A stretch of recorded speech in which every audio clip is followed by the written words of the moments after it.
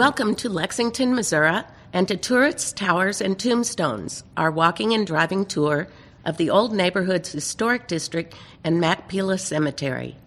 For a safe, enjoyable experience, please listen carefully to the driving directions and follow all safe road practices.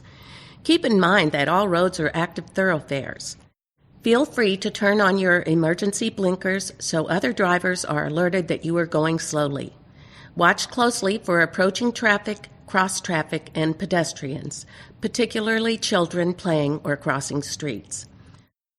Most of the points of interest on this tour are private homes. Please enjoy viewing them from the comfort of your car or from the sidewalk. And now, enjoy Turrets, Towers, and Tombstones. This driving or walking tour is divided into two segments. The first segment, covering the Old Neighborhood's Historic District, is 1.9 miles in length, including returning to 13th and Main downtown by the shortest route. The second segment, going to and through Machpelah Cemetery with return to downtown by the shortest route, adds 1.1 miles for a total tour length of 3 miles. To continue the tour to Machpelah Cemetery, turn right onto 20th Street. If walking, cross 20th and walk on the left side of the street. Go about 4/10 of a mile just past Jefferson Avenue, where you'll see the north gate of Machpelah Cemetery on your right. If walking, cross back over 20th Street here. Enter the cemetery through the stone gates. Stopping here by the Rules and Regulations sign just inside the gates, listen now to an introduction to Machpelah Cemetery. Welcome to Machpelah Cemetery. The name Machpelah comes from the book of Genesis. It is a cave where Abraham and Isaac were buried, often called the tomb of the patriarchs. Certainly, you'll find many of Lexington's patriarchs and matriarchs buried in this long, hollowed ground. Machpelah Cemetery was incorporated in 1849 by a special act of the Missouri legislature, making it the oldest incorporated cemetery in the state, and one of the oldest surviving Missouri corporations, period. The cemetery actually dates back to 1839, when John Taylor Waddell was interred in a family burial ground that was eventually expanded into what is now Machpelah Cemetery. If you're driving through the cemetery, please drive slowly and only on the surface roads. If you meet another vehicle, please pull carefully to the right to let the other vehicle pass, taking care not to damage any of the gravestones. If walking, you may wish to walk off the roads into the cemetery. Please be respectful of the graves and recognize that much of the old stonework and ironwork is in a delicate condition.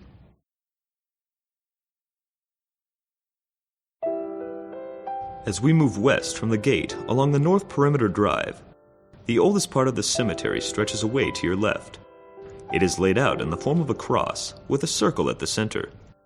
As we move around the perimeter of this section and back through the center, we'll point out some of the most notable grave sites that can be seen from the drive.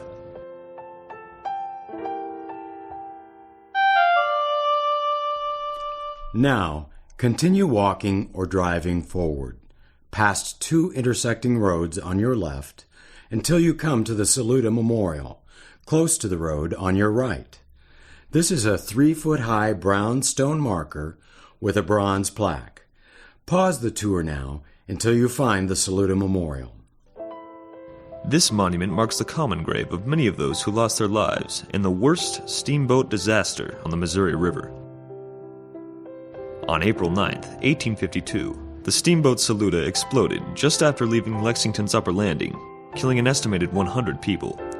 As the monument notes, most of the casualties were Mormon converts from Great Britain, en route to Salt Lake City. Some of the known victims' names are listed, but many more were unidentified. Now, follow the drive as it bends around to the left. Pass the next intersection and look to your left to see the 36-foot-tall gray granite obelisk marking the graves of Robert Taubman and his family. Pause the tour now until you come to the Taubman Monument. This monument, which cost $5,000 in 1900, is the tallest in the cemetery and is said to be one of the tallest in Missouri. Taubman was a self-made man who grew rich as a banker and landowner and built the most opulent Queen Anne home in Lexington at 1522 South Street. He died on the last day of the 19th century, a veritable pillar of Victorian respectability. But just a few years later, in 1911, his son's sensational divorce made national newspaper headlines. Edwin Taubman's wife accused him of persuading her to drink beer in his office and demonstrate her high-kicking techniques to his friends. The 20th century had arrived in Lexington.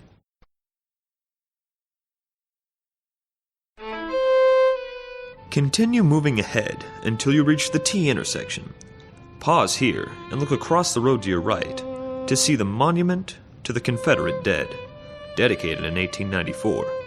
This granite memorial honors 50 Confederate soldiers, some killed during the Battle of Lexington, who were buried near the spot where it stands. On one side are crossed sabers and the inscription, "Here heroes sleep." On the opposite side are the names of 20 of the soldiers.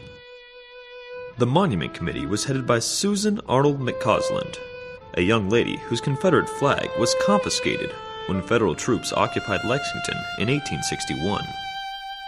The original design called for a statue of a Confederate soldier on the pedestal, but this was never completed, probably due to lack of funds.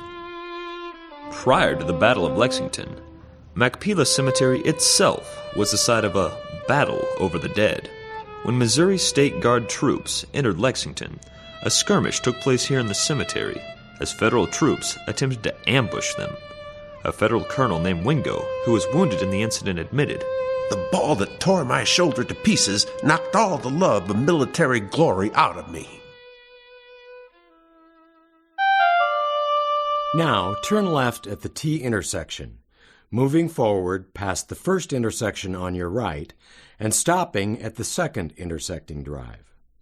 On your right, you'll see the Gilead Roop marker, a pink stone monument with a bronze plaque.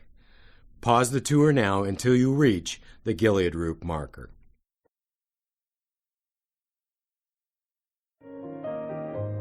On your right is the grave of Gilead Roop, a War of 1812 veteran who was commonly accepted as the first white settler in Lafayette County. In 1815, he built a log house near the river not far from the present site of Lexington. After being burned out by Indians, he built a new house 2 miles to the south and became a prosperous farmer. Many years after his death in 1847, his remains in the carved field rock marking his grave were moved to the Machpelah Cemetery. The monument was erected in 1929 by the Daughters of the American Revolution. Immediately ahead on the left, just past the northeast corner of this intersection, is the grave of Stephen G. Wentworth, founder of Wentworth Military Academy.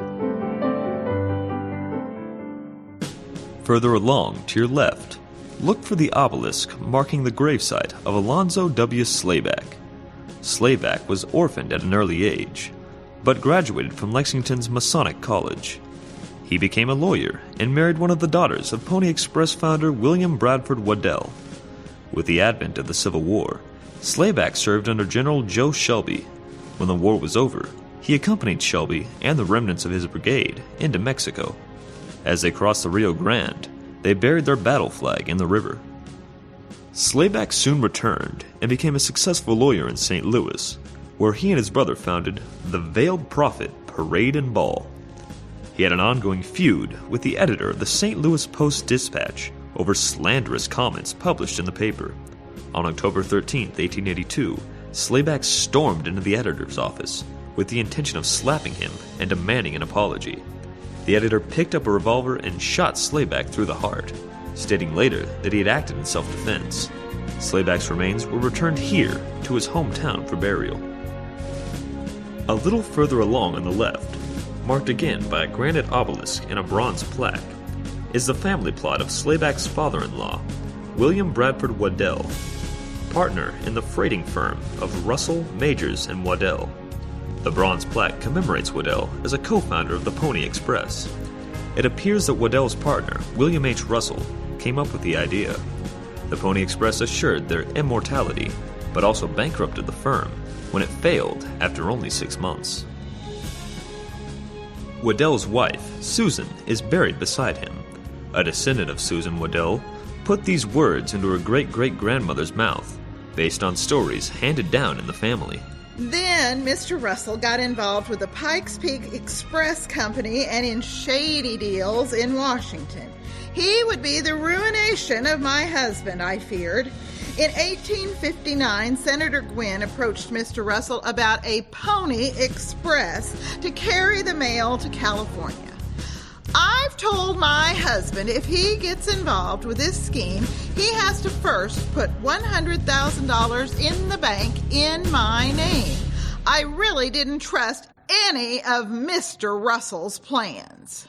William B. Waddell followed his wife's advice, ensuring that part of his fortune was saved when the firm went bankrupt. Nevertheless, he was hounded by creditors and died a disillusioned man in 1872. Now move ahead, turning the corner to the left. Go to the next intersecting drive and turn left again onto this drive. Stop about 10 feet before you reach the wrought iron enclosure you will see surrounding several graves. Pause the tour now until you reach this enclosure.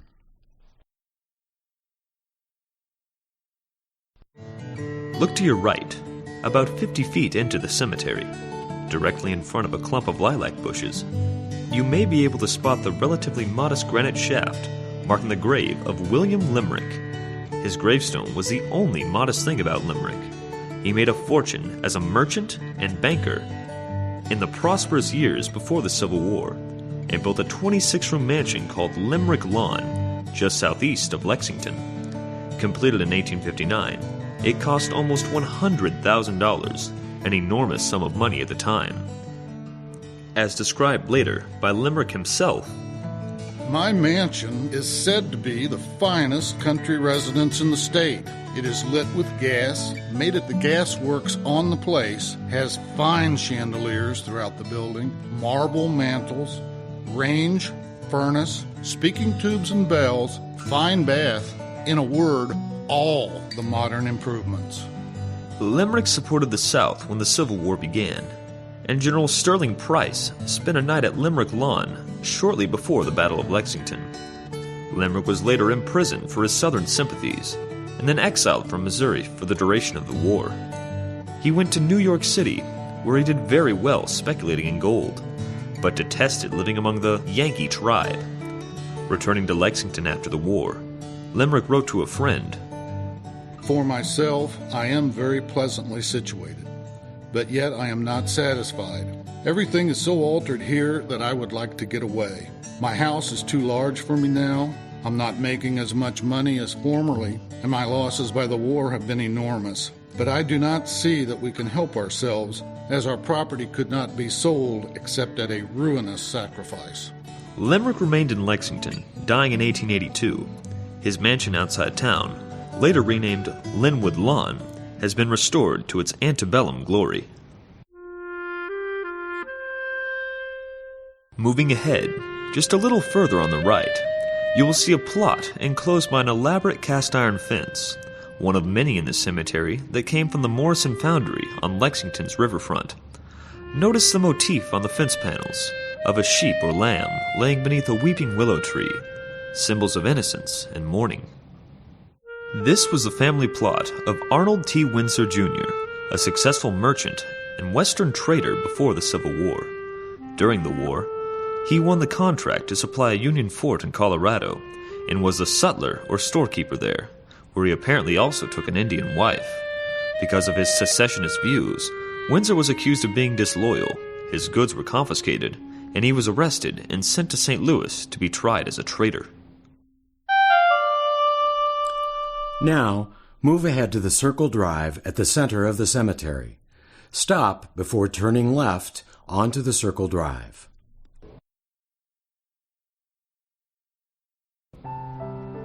In the center of the circle, directly ahead, is the Skelton family plot, gravesite of U.S. Representative Isaac Newton Skelton IV, who represented Missouri's 4th District from 1977 to 2011. Ike Skelton is one of 4 U.S. representatives who are buried in Machpelah.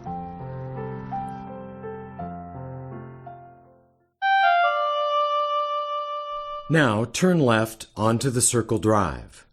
Turn left again at the first intersection and stop. On your right, on the southwest corner, is the all-family plot, also surrounded by a cast-iron enclosure. Here is buried John All, who founded the family firm, a thriving mercantile enterprise based on trading on the Santa Fe Trail. Also here is his brother, Robert, banker, merchant, and probably the most prominent Santa Fe Trail trader, whose grave is marked by a tall granite obelisk. Next to this is a smaller marble monument of their sister, Elizabeth, who left money to found the Elizabeth All Seminary, a Presbyterian school for women located on Highland Avenue in Lexington from 1860 through 1901.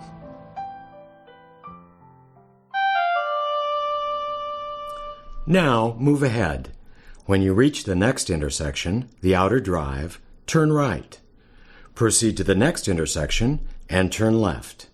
Turn left again immediately onto the drive that leads to the South Gate and 20th Street. As you move toward the gate, stop at the next intersection, a gravel drive which leads through Memorial Park Cemetery, a later addition to Machpelah. Now look to your right, past the one-way sign, to see the Sandring Monument.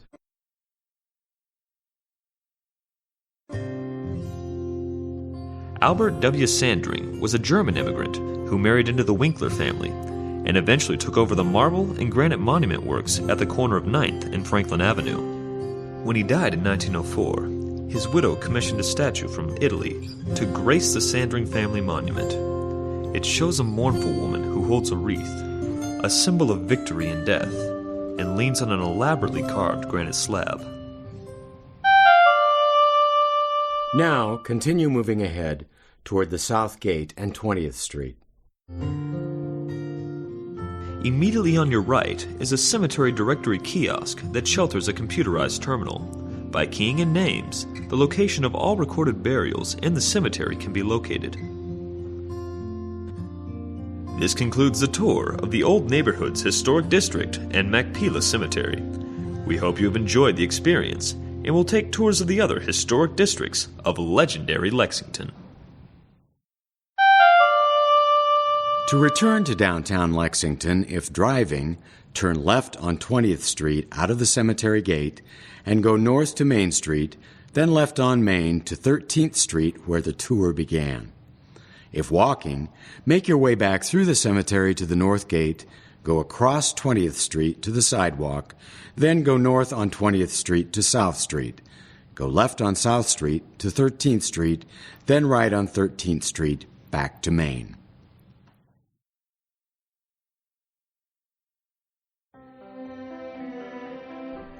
Legends of Lexington Audio Tours is a production of the Lexington Community Arts Pilot Project, a three-way collaboration between the University of Missouri Extension, the University of Missouri, and the community of Lexington, Missouri, designed to promote community and economic development through the arts.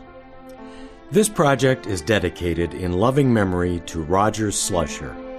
Roger was a lifelong Lexington resident and considered Lexington's historian. He taught history at Wentworth Military Academy and directed the Lexington Historical Museum and the Santa Fe Trail Association. With his wife Sandra, Roger contributed invaluable resources and guidance to this project. Legends of Lexington was produced and directed by Houston Walkinshaw. Sound engineering by William J. Lackey, Assistant Teaching Professor of Composition and Managing Director of the Mizzou New Music Initiative. Scripting by Dan Cambridge and Houston Walkinshaw, and narration and voices by the citizens and friends of Lexington. Funding for this project was provided by premier sponsors Bill and Julie LaHue, Steve and Wilma Sellers, and the Lexington Tourism Commission, as well as more than 30 other community sponsors. Additional funding was provided by the Sinkfield Charitable Foundation and the MU School of Music, with special thanks to Robert Shea. By Lafayette County Live Healthy, Live Well, Union Pacific Foundation, and the Richard S. Brownlee Fund of the State Historical Society of Missouri. Our thanks to the many other volunteers and supporters from the community of Lexington and beyond for their priceless contributions to this project.